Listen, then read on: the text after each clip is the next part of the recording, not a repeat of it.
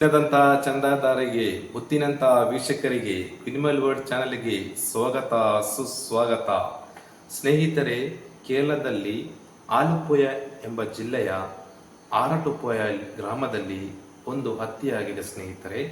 ಇದು ಒಂದು love marriage ಆಗಿ ಇಬ್ಬರು ಲವ್ ಮ್ಯಾರೇಜ್ ಆಗಿ ಒಂದು ಘಟನೆ ಆಗಿದೆ. ಅದು ಮುಂದೆ ತಿಳಿಸ್ತೀನಿ ಸ್ನೇಹಿತರೆ. ದಯವಿಟ್ಟು ಈ ವಿಡಿಯೋನ ಪೂರ್ತಿಯಾಗಿ ನೋಡಿ.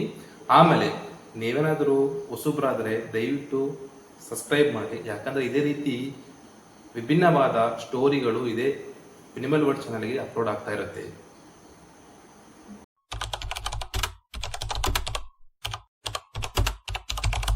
ಸ್ನೇಹಿತರೆ, ಮುಂಚೆ ಇಂಟ್ರೋ ವಿಡಿಯೋದಲ್ಲಿ ನಾನು ತಿಳಿಸಿದಂಗೆ ಆಲಪ್ಪುಯ ಜಿಲ್ಲೆಯ ಕೇರಳದ ಆಲಪ್ಪುಯ ಜಿಲ್ಲೆ ಆರಟುಪುಯ ನಿವಾಸಿ ವಿಷ್ಣು, ಆತನ ಹೆಸರು ವಿಷ್ಣು.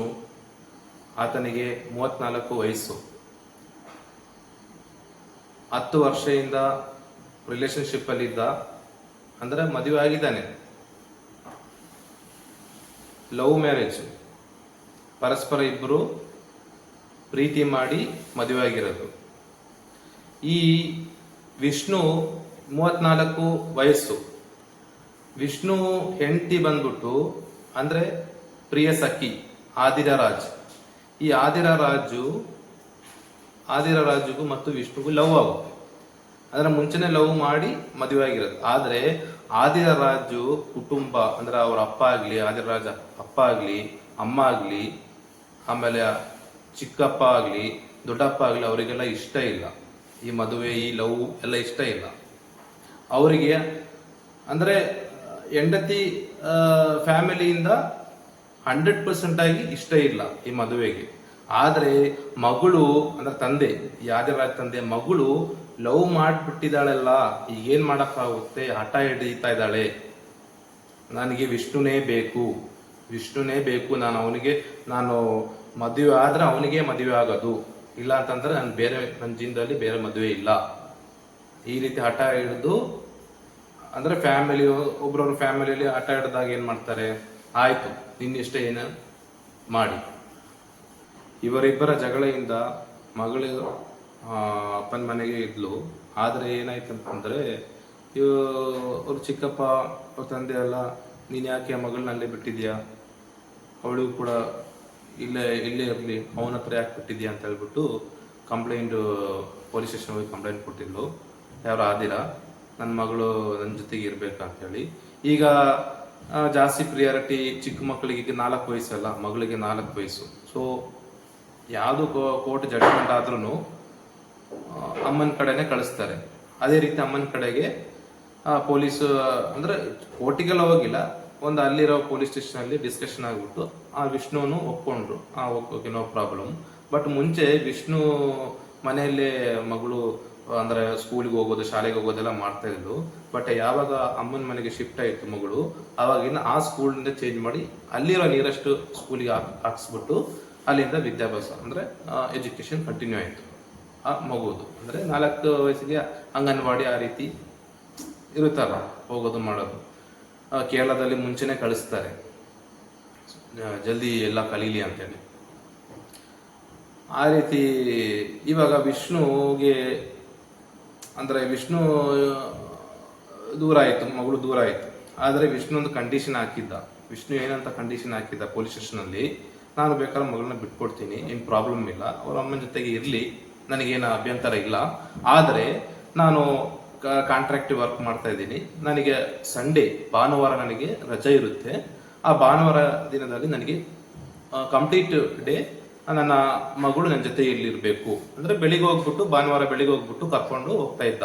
ಯಾರೋ ಅಪ್ಪ ಮಗಳನ್ನ ಕರ್ಕೊಂಡು ಹೋದ ಅಮ್ಮನ ಮನೆಯಿಂದ ಅಪ್ಪ ಬಂದು, ವಿಷ್ಣು ಬಂದು ಮಗಳನ್ನ ಕರ್ಕೊಂಡು ಹೋಗಿ ಅಲ್ಲಿ ಹೊರಗಡೆ ಎಲ್ಲ ಸುತ್ತಾಡಿಸಿ, ಎಲ್ಲ ಮನೆಗೆಲ್ಲ ಅವ್ರ ಮನೆಗೆ ಕರ್ಕೊಂಡು ಹೋಗ್ಬಿಟ್ಟು ವಿಷ್ಣು ಮನೆಗೆ ಕರ್ಕೊಂಡು ಹೋಗ್ಬೇಕು, ಅವರ ರಿಲೇಷನ್ ತೋರಿಸಿ ಹೊರಗಡೆ ಎಲ್ಲ ಸುತ್ತಾಡಿಸಿ, ಈ ರೀತಿ 1.5 ವರ್ಷದಿಂದ ನಡೀತಾ ಇತ್ತು. ಆದ್ರೆ ಲಾಸ್ಟಿಗೆ ಆಗಿದೆ ಅಂದ್ರೆ ಸ್ನೇಹಿತರೆ, ಕೊನೆಗೆ ವಿಷ್ಣು ಸಾಯಕ್ಕಿಂತ ಮುಂಚೆ ಅವತ್ತೊಂದಿನ ಭಾನುವಾರ ಈ ರೀತಿ ಮಗಳನ್ನ ಕರ್ಕೊಂಡು ಹೋಗ್ಬಿಟ್ಟು ಸುತ್ತಾಡಿಸ್ಕೊಂಡು, ಅವತ್ತಿನ ದಿನ ವಿಷ್ಣು ಗೆಳೆಯನ ಒಬ್ಬನ ಬರ್ತ್ಡೇ ಪಾರ್ಟಿ ಇತ್ತು. ಆ ಬರ್ತ್ಡೇ ಪಾರ್ಟಿನೂ ಕೂಡ ಮಗಳನ್ನ ಕರ್ಕೊಂಡು ಹೋಗ್ಬಿಟ್ಟು ಅಟೆಂಡ್ ಮಾಡಿ ವಾಪಸ್ಸು ಬರಕ್ಕೆ ಲೇಟ್ ಆಯಿತು. ಇದೇ ಕಾರಣ, ಇದೇ ಕೊಲೆ ಆಗುವ ಸಮಸ್ಯೆ ಬಂದಿರೋದು ವಿಷ್ಣುಗೆ.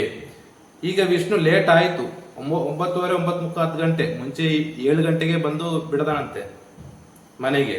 7 ಗಂಟೆಗೆ ಯಾಕೆ ಬರ್ಲಿಲ್ಲ ಅಂತ ಹೇಳ್ಬಿಟ್ಟು ಆದಿರಾ, ಅಂದ್ರೆ ವಿಷ್ಣು ಹೆಂಡತಿ ಆದಿರಾ 7 ಗಂಟೆ 7:15 ಬರ್ತಿದ್ದೆ. ಅಂದ್ರೆ ಪ್ರತಿ ವಾರದಲ್ಲಿ ಭಾನುವಾರ ತಾನೆ ಕರ್ಕೊಂಡು ಹೋಗೋದು. 7:15 7:15 ಬರ್ಬೇಕಿತ್ತಲ್ಲ, ಯಾಕೆ 9:30, 10 ಗಂಟೆ ಮಾಡಿದ್ದೀರಾ ಅಂತ ಹೇಳ್ಬಿಟ್ಟು ಇಬ್ರು ಜಗಳ, ಹೊರಗಡೆಯಿಂದ ಜಗಳ, ಮಾತುಕತೆ.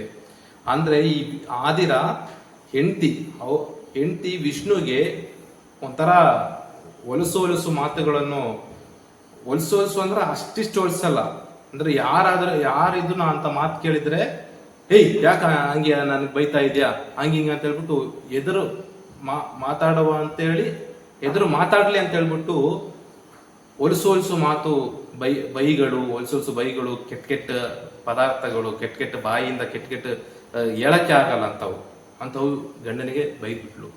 ಅವಾಗ ಗಂಡನಿಗೆ ಎಷ್ಟು ಕೇಳಿದ್ರು ಒಂದು ಕೋಪದಿಂದ ಒಂದೆರಡು ಮಾತು ಜೋರಾಗಿ ಅವನ್ ವಿಷ್ಣು ಅಂದ. ಅಷ್ಟೊತ್ತಿಗೆ ಅದನ್ನ ಮೇನ್ ಆಯುಧ ಮಾಡಿಕೊಂಡು ಚಿಕ್ಕಪ್ಪ ಮತ್ತು ತಂದೆ ಬಂದ್ಬಿಟ್ಟು ರಾಡ್ ಗೀಡ್ ಎಲ್ಲ ರೆಡಿ ಮಾಡ್ಕೊಂಡು ವಿಷ್ಣು ಮೇಲೆ ಹಲ್ಲೆ ಮಾಡ್ದ, ಮಾರಣಾಂತಕ ಹಲ್ಲೆ. ಇದನ್ನೆಲ್ಲ ಪಕ್ಕದ ಮನೆಯವರು ನೋಡ್ತಾ ಇದ್ರು. ಯಾಕಂದ್ರೆ ಪಕ್ಕದ ಮನೆಯವರು ಇದೇ ಯಾವಾಗಲೂ ಜಗಳ ಇವ್ರದ್ದು ಇದ್ದೇ ಇರುತ್ತೆ ಅಂತ ಹೇಳ್ಬಿಟ್ಟು ಹಿಂಗೆ ಮಾತುಕತೆ ಜಗಳ ಇದ್ದೇ ಇರುತ್ತೆ. ಅದು ಇಷ್ಟು ಕೊಲೆ ತನಕ ಹೋಗೋದು ಜಗಳ ಅವರು ಫಸ್ಟ್ ಟೈಮ್ ನೋಡ್ತಾ ಇರೋದು ಆ ಏರಿಯಾದಲ್ಲಿ. ಹಾಗಾಗಿ ಇವರು ರಾಡ್ ತಗೊಂಡು ಚಿಕ್ಕಪ್ಪ ಇವರು ಅಂದ್ರೆ ಆದಿರಾ ತಂದೆಯ ಬ್ರದರ್ಸ್ ಸೇರ್ಕೊಂಡ್ಬಿಟ್ಟು ಹಲ್ಲೆ ಮಾಡ್ಬಿಟ್ಟು ಚೆನ್ನಾಗಿ ಹೊಡೆದ್ಬಿಟ್ಟು, ಪಕ್ಕದ ಮನೆಯವರೆಲ್ಲ ಹೇಳ್ತಾ ಇದಾರೆ ಚೆನ್ನಾಗಿ ಹೊಡೆದಿದ್ದಾರೆ ಅವನಿಗೆ. ನಾವು ಯಾರೋ ಒಬ್ಬ ವ್ಯಕ್ತಿ ಬಂದು ಬಿಡ್ಸಕ್ ಹೋಗಿದ್ದ, ಅವನಿಗೂ ಒಂದು ರಾಡಿನ ಒಂದು ಏಟು ಇಲ್ಲಿ ಬಿದ್ದು ಅವನ ಆಚೆಗೆ ಗದೆಗೆ ಬಿದ್ಬಿಟ್ಟ. ಮತ್ತೆ ತಿರ್ಗಾ ಪಾಪ ಅವನು ಎದ್ದು ಬಂದ. ಯಾಕಂದ್ರೆ ಯಾರಿಗೂ 4-5 ಜನ ಹೊಡಿಬೇಕಾರೆ ಬೇರೆಯವರಿಗೆ ಏನೋ ಒಂದು ಹೆಲ್ಪ್ ಮಾಡೋಣ ಅಂತಿರುತ್ತೆ, ಸತ್ತೋಗ್ಬಿಡ್ತಾನೆ ಅಂತ ಹೇಳ್ಬಿಟ್ಟು ರಾಡಿನ ಹಂಗಂಗೆ ಹೊಡಿತದೆ ಅಂತೆ. ಆಮೇಲೆ ಇನ್ನೂ 2-3 ಜನ ಬಂದ್ಬಿಟ್ಟು ಹೆಂಗೋ ಅಲ್ಲಿಂದ ಬಚಾವ್ ಮಾಡ್ಕೊಂಡು ಹಿಂಗೆ ಇನ್ನ ಹೆಜ್ಜೆ, ಈಗ ಹಾಸ್ಪಿಟ್ಲ್ ಕರ್ಕೊಂಡು ಹೋಗೋಣ ಅಂತ ಹಿಂಗೆ ಮುಂದೆ 2 ಹೆಜ್ಜೆ ಇಟ್ಟಿದ ತಕ್ಷಣ ಮೂತ್ರ ಹೋಯ್ತು. ವಿಷ್ಣುರಾಜು ಮೂತ್ರ ವಿಸರ್ಜನೆ ಮಾಡ್ಬಿಟ್ಟ. ಅದಾದ್ಮೇಲೆ ಆಂಬುಲೆನ್ಸ್ ಬಂತು. ಆಂಬುಲೆನ್ಸ್ ಅಲ್ಲಿ ಹೋಗ್ಬೇಕಾದ್ರೆ ಹಾಸ್ಪಿಟಲ್ ಹೋಗ್ಬಿಟ್ಟು ಸೇರಿಸಿದ್ರು. ಅಂದ್ರೆ ಪ್ರಜ್ಞೆ ಫುಲ್ ಹೋಯ್ತು ಒಂದು ವಿಷ್ಣುದು. ಹಾಸ್ಪಿಟಲ್ ಕರ್ಕೊಂಡು ಹೋಗ್ಬೇಕಾದ್ರೆ ಹಾಸ್ಪಿಟಲ್ ಅವ್ರು ಹೇಳಿದ್ರು ಆಲ್ರೆಡಿ ಈಸ್ ಡೆಡ್, ವಿಷ್ಣು ಮರಣ. ನೋಡಿ ಸ್ನೇಹಿತರೆ, ನೋಡಿ,